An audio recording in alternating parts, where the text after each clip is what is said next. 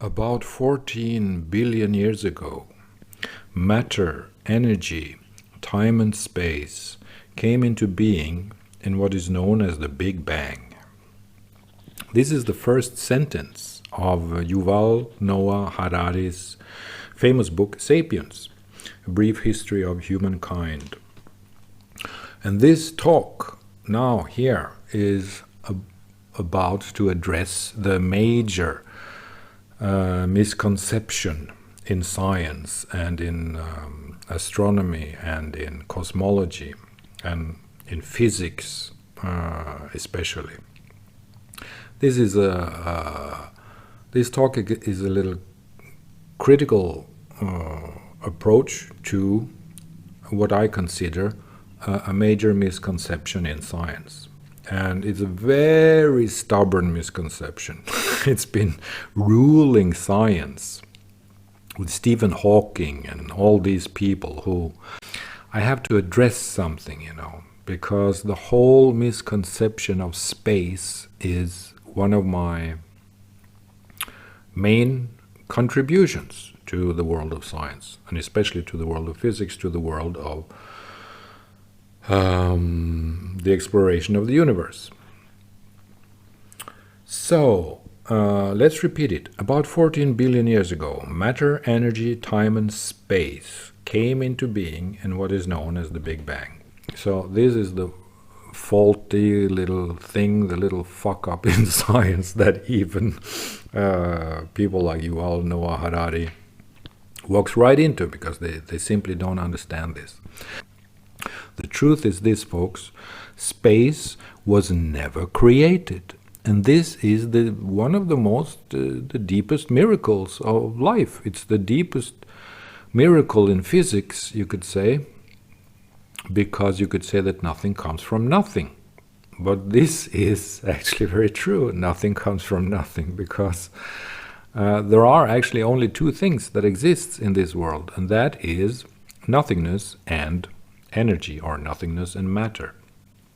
Nothingness and nature, so to speak. Space has never been created. Space is nothingness. Space is the same as nothingness. It just absolutely doesn't exist. But because, especially the Western minds, the Western scientific world, with people like Michio Kaku, Neil deGrasse Tyson, and well, sweetie, honey, punny, honey, it's like this. Space was never created. It cannot be created. It's just simply impossible to create space. And we do not perceive space. We do not see space. We think that we see space simply because we see the light that enlightens space. So we think that we can see space, but actually we cannot. We can only see that which we perceive, and that which we perceive is not actually space, because space is the nothingness that gives space to what exists in space. This is the only secret of understanding the universe. Space was never created. Space is nothingness, but it's simply just not possible for us to imagine nothingness. It is eternal, it is completely without boundaries, it exists absolutely everywhere, and it's just a physical law. It's just how it is. And people can complain about this statement, people can prove me wrong as much as they like, but it doesn't matter, because I'm right. So, I may be wrong in every other thing of what I say in this hypnosis, hallucination thing that we call science, self-created world, or whatever. Well, that was a little bit of an exaggeration, but people with intelligence or intellect will understand what I'm saying. People like Sam Harris, or higher than that, they have enough intellect to understand this. All right, so it's just how it is. Space was never created. It cannot be created. It's not possible to create space. It's simply just not possible, because space is nothingness. Space is the same, exactly the same as nothingness, as that which doesn't exist. Space simply does not exist. And this is why space exists as space. People have to understand this. I've been saying this for 30 years now, but I'm not famous and I don't have any position anywhere, so people don't listen. But I want to make this talk available, and I want to make this speech so that after 20 years of further investigation, people will know that I was right long before any other scientific baboon came to the scene with his new hypothesis. Well, anyway, it's just like this. Space was never created. It cannot be created. It cannot be created, and it cannot collapse. It cannot... the entropy, which people talk about in science, is simply a characteristic of matter. It's not a characteristic of space, because you have to separate between space and matter. Matter is that which takes place in space. You see? Matter is that which takes place in space. All right? That's just how it is. Space was never created. Space is an environment. Space is an arena. Space is a platform. And that platform, that arena, that space, that environment is the complete nothingness. It simply doesn't exist. And the reason why this is so is because no matter in this world, no particle, no subatomic particle, no quark, nothing, no proton, no electron, could exist in this world without nothingness, because there simply wouldn't be any nothingness for the manifestation to occur in. All right? It's not possible for anything in this world to exist if space was not nothingness. Space has to be nothingness in order for the world to exist. Space has to be uncreated. Space has to be the nothingness, the complete synthetic, if you like, the complete nothingness in order for the world to exist. It's just how it is. Space was never created. It is simply just, it is not. Space is that which is not. Space doesn't exist, and that is why it exists as space, because then it functions as an environment for that which takes place in space, namely matter, or energy, or waves, or particles, or quarks, or whatever we want to call the fundamental elements that make up this universe. The only miracle in this world is that, of course, as many scientists and many people say, why something exists at all. Why the hell does something exist? In this nothingness, why does matter exist? It's just probably cannot be answered. This question probably cannot be answered, and I don't think it can be answered for at least 50 years. Now it's 2022.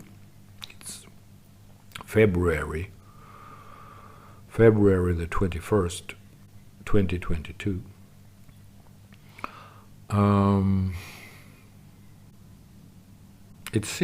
I don't think it can be answered, this question, why something exists at all.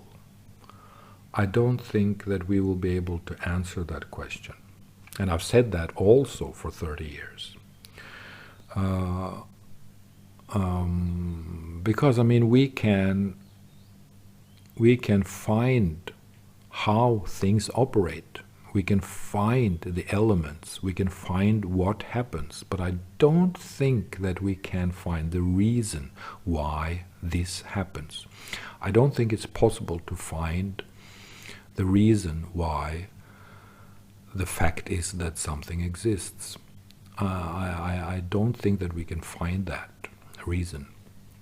But good luck, and it would be great if we could find it. But I actually don't think that it's possible to find that with 100% certainty. Why does matter exist? Even the theory of everything, the unified theory, the theory of everything, cannot explain why everything is here. Even that theory of everything is not the theory of everything, because it simply does not explain why something exists. And of course, as everyone knows, will know, of course, that the Big Bang was not the beginning. Everyone knows that. Even they know that. You too, you know that the Big Bang was not the beginning, of course. And it's not a big question if we have been through, or the universe has been through, let's say, 15,000 Big Bangs, 15,000 circles or processes of 14, 15, 16, or 20 billion years. Say that one cycle, the Big Bang comes, and then there's a cycle of 20 billion years. Now we're at the 14 billion years point, so let's say that we have 6 more to go.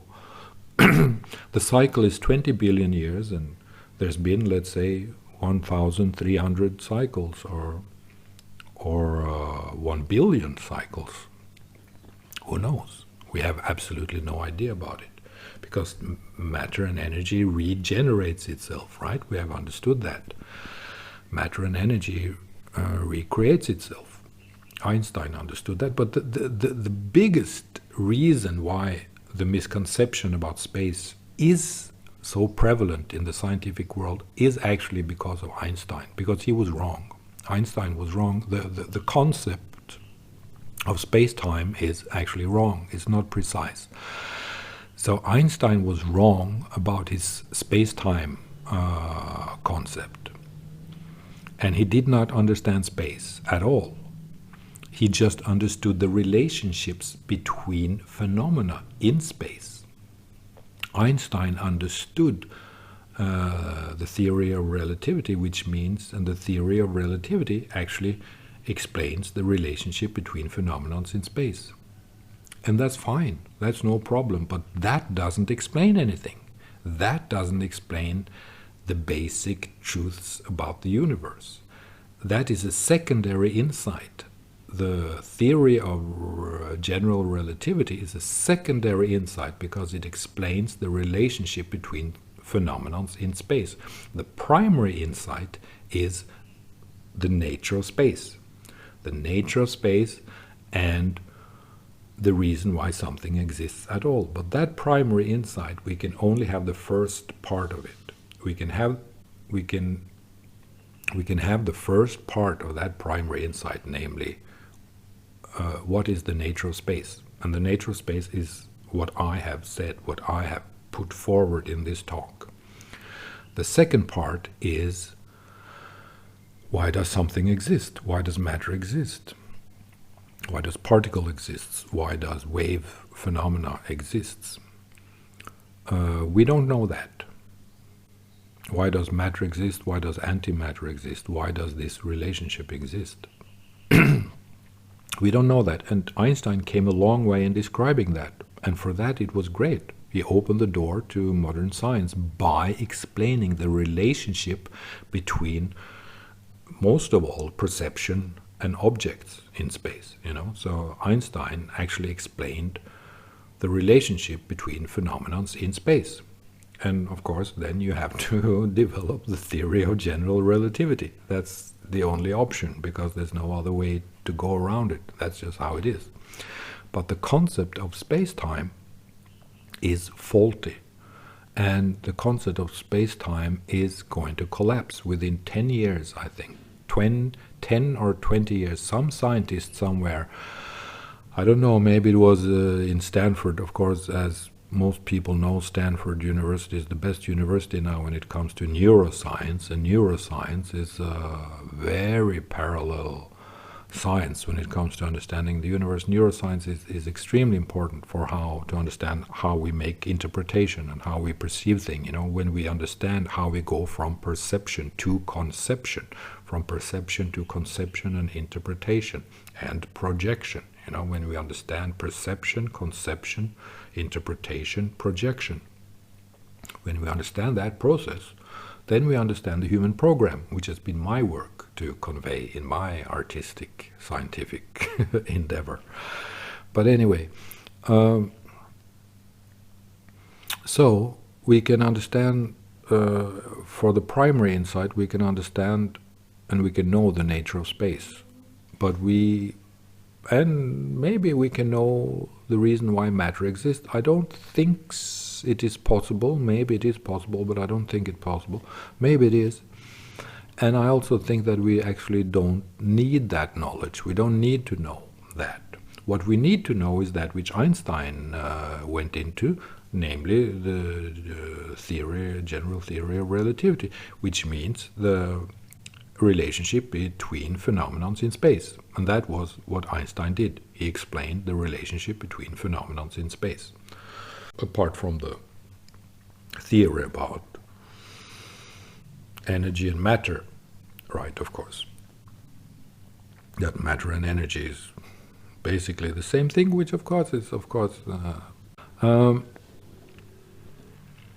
so the secondary insight that Einstein developed includes the aspect of the concept of space-time, the conception, the paradigm, the model of space-time.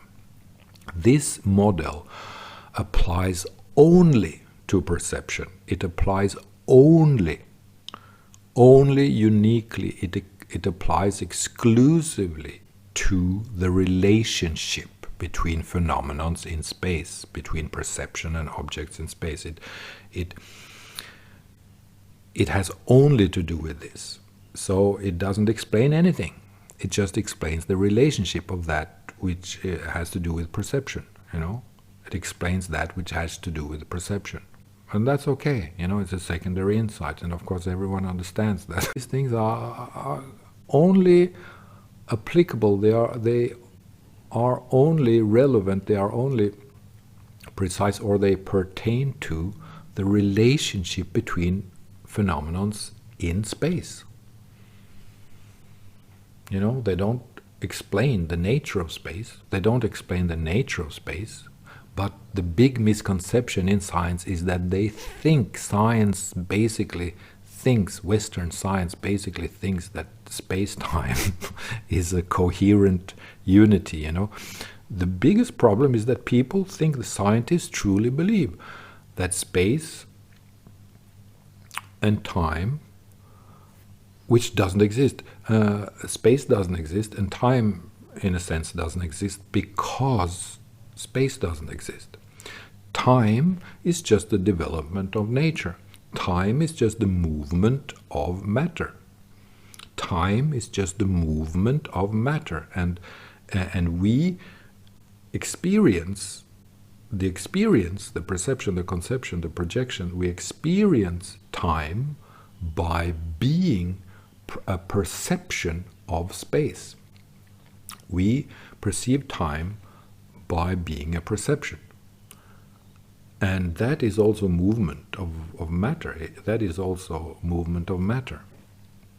Perception is also movement of matter in space. And the movement of matter in space is that which we call time.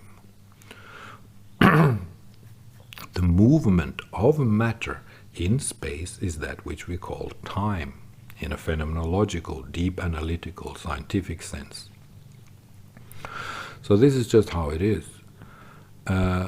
Matter and space is not the same thing.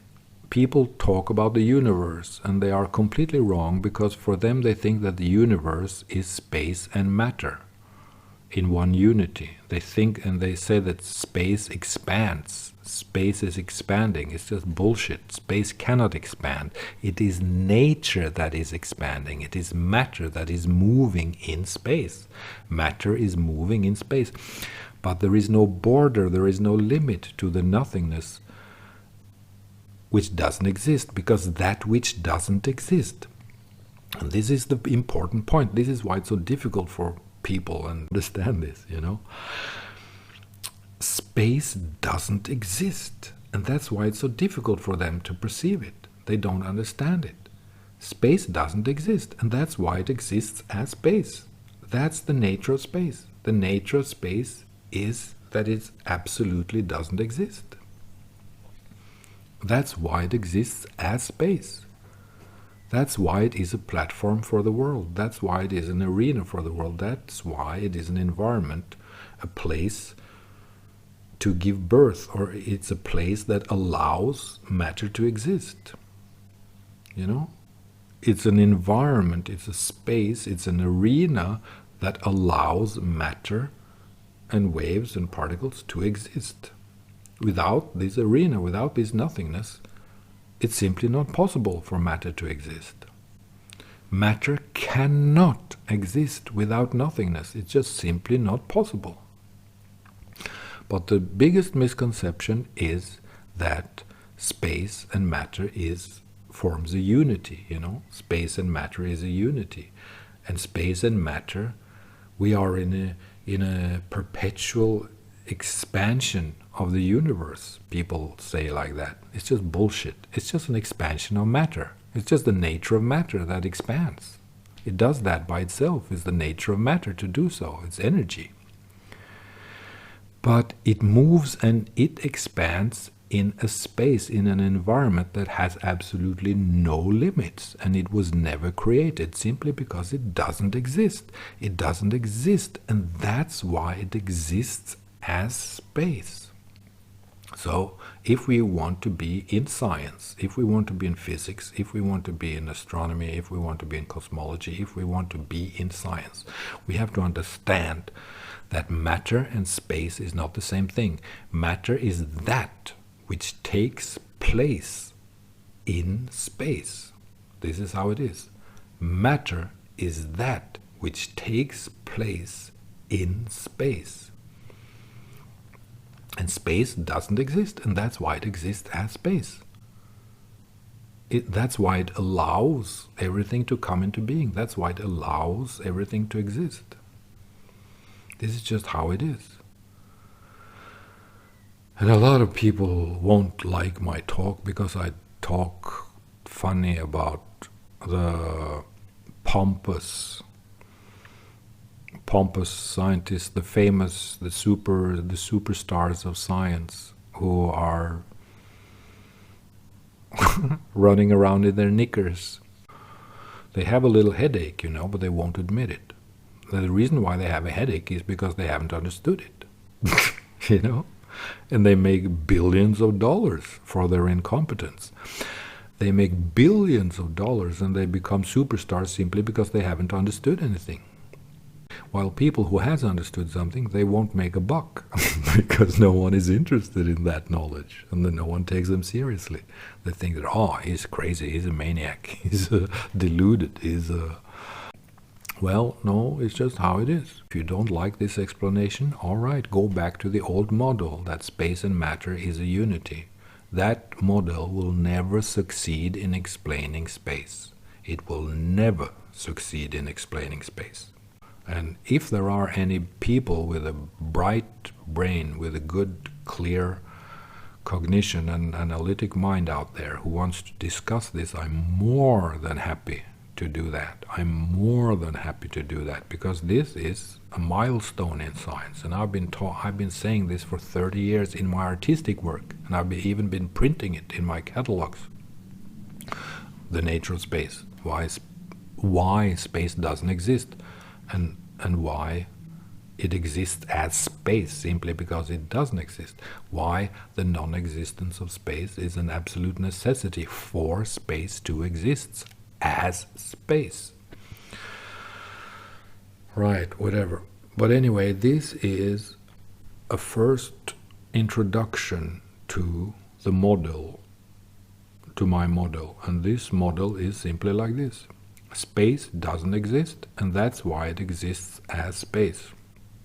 And the problem of science is that it doesn't understand this. The problem of science is that they mix things into a salad, you know, and the salad is space and matter. But space and matter doesn't belong together. They are two separate things. It's a complete duality. It is the only thing that exists, actually, is matter. The only thing that exists is matter. Because space doesn't exist, and that's why it exists as space. So this is the analytical, this is the analysis of that which exists in this world. And Einstein, as I've said, was right in explaining the relationship between phenomena in space, but he was dead wrong when it came to the explanation of space, to the nature of space. Because he was in the same delusion, that matter and space forms a unity, He stood in the salad of space and matter as a unity because of its perception, because that's what we see. But we have to see that which we cannot see. If we don't see that which we cannot see, then we won't see anything.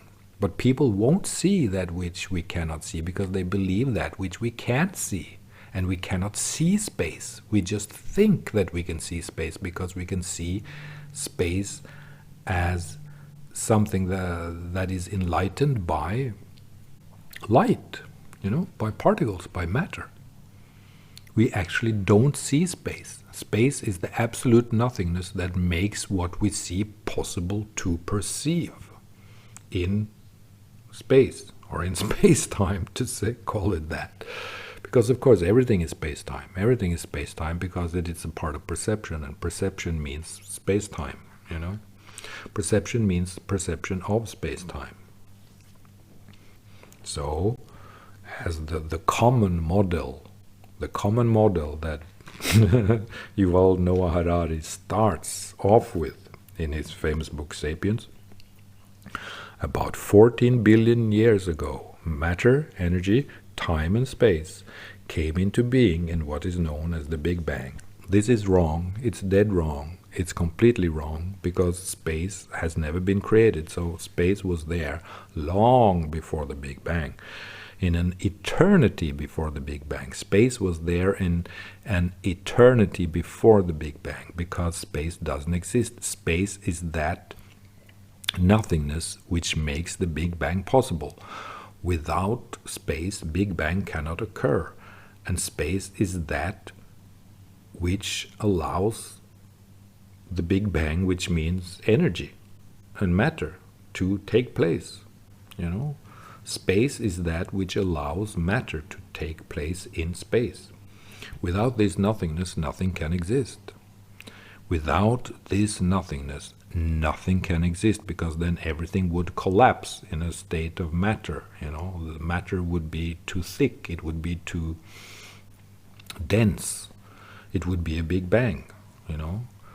The density is so high that it will explode.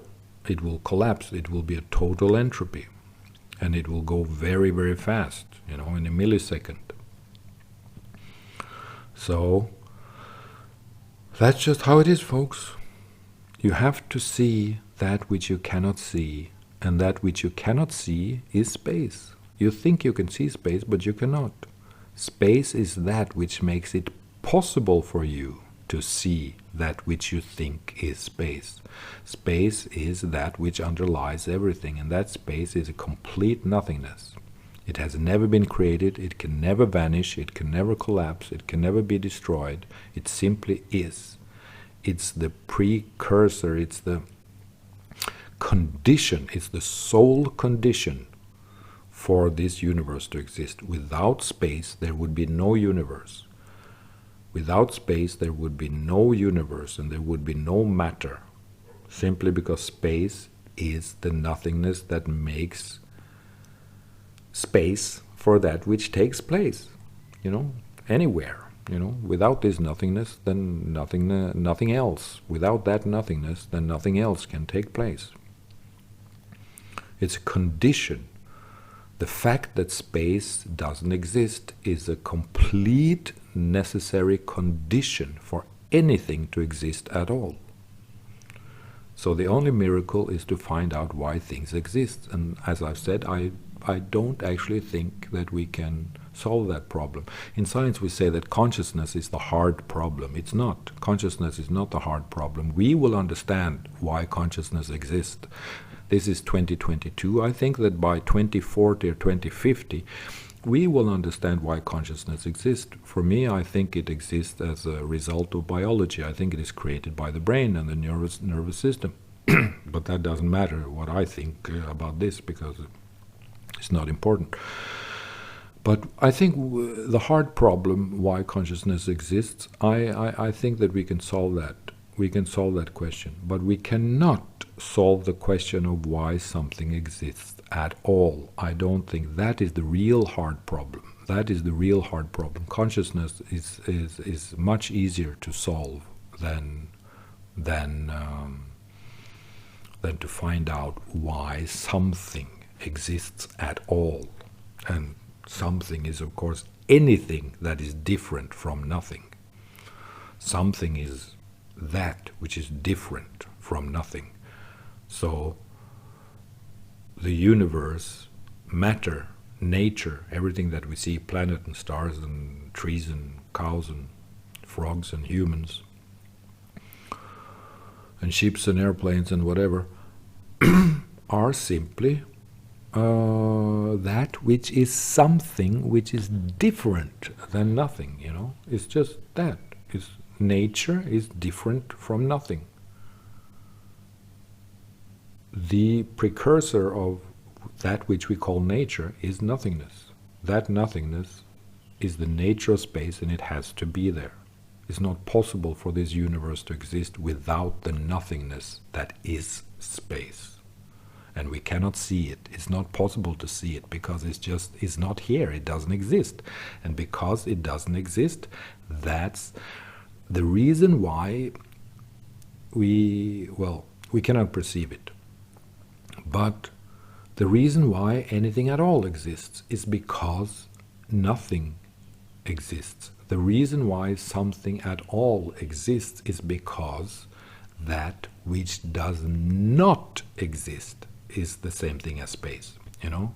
Without this nothingness, nothing else can exist. It's just a condition for anything else. And it has never been created. It cannot be created because it doesn't exist. It's nothing. It doesn't exist. It simply doesn't exist. And this is so incredibly difficult for Western scientists to understand. They cannot simply fathom it. They cannot get their brains around it. They cannot see the difference between space and matter. They cannot see that space simply doesn't exist, and that's why space exists as space. Space simply doesn't exist, and that's why it exists as space. And without this, nothing else can exist. Nothing else can occur. Okay, thank you. Now all scientists in the world, you are welcome to come and kill me or kill my argument. All right, thank you.